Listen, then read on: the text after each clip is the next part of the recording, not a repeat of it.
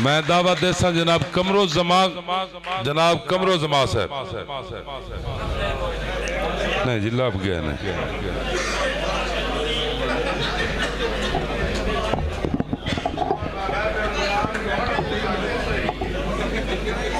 बस जी हाज़री लिए हाज़र होए साहिब सदर दी इजाज़त नाल एक गज़ल दे कुछ शेर। लम्मियां वाटां घुरदे घुरदे कित्थों तीकर जाना, लम्मियां वाटां घुरदे घुरदे कित्थों तीकर जाना, रात जुस्सियां विच फुरदे फुरदे कित्थों तीकर जाना, ते बर्फां उत्ते भखदे कोले सुट के सोच रहा,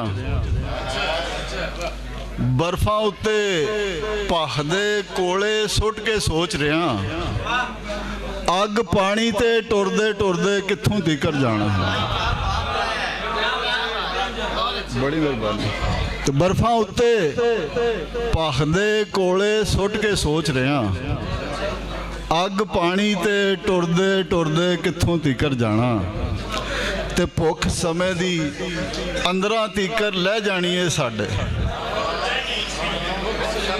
भुख समय दी अंदरां तीकर लै जानी है साडे, साह भी झोरा झुरदे झुरदे कित्थों तीकर जाना,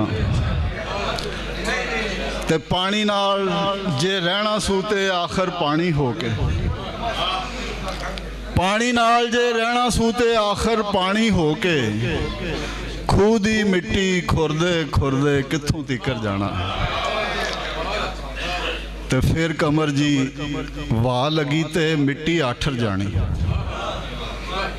धुप्पां सह के भुरदे भुरदे कित्थों तीकर जाना। बड़ी मेहरबानी।